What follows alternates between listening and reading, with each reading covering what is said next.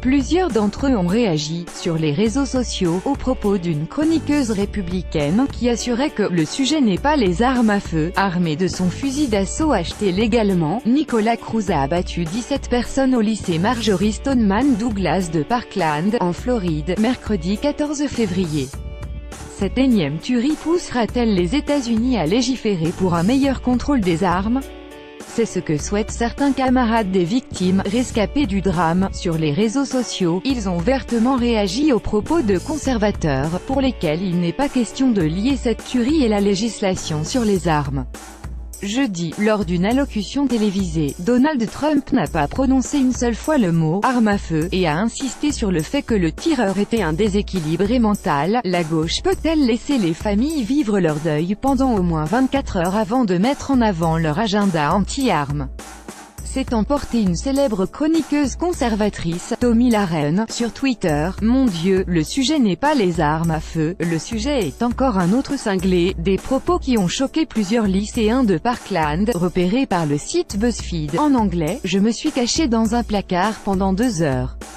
Le sujet, ce sont les armes à feu », lui a répondu Carly Novell, une élève de 17 ans.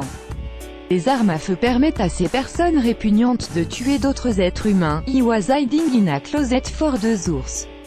It was about guns. You were there, you don't know how it felt. Guns give these disgusting people the ability to kill other human beings. This is about guns and this is about all the people who had their life abruptly ended because of guns.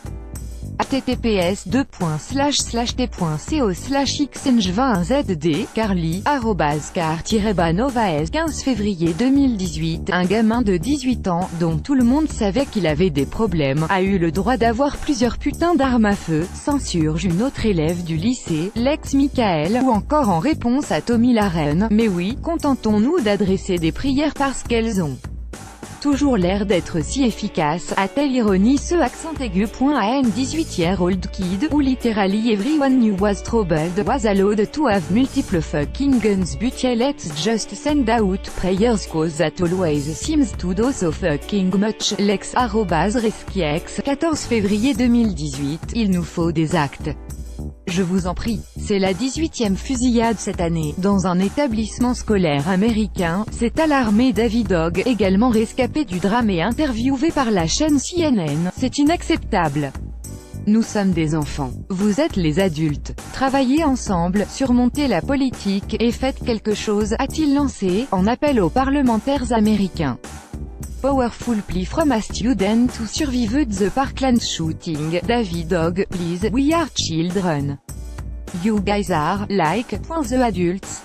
Take action, work together, come over your politics, and get something done. pic.twitter.com/Uchtningorp, Vera Bergen-Gruen, @VeranBergen, 15 février 2018. Plusieurs parlementaires démocrates ont lancé un appel à un plus grand contrôle de la vente d'armes à feu après la tuerie de Parkland, mais une réforme a peu de chances de voir le jour dans un congrès à majorité républicaine. À lire aussi US Associés 7 à Unis d'Amérique.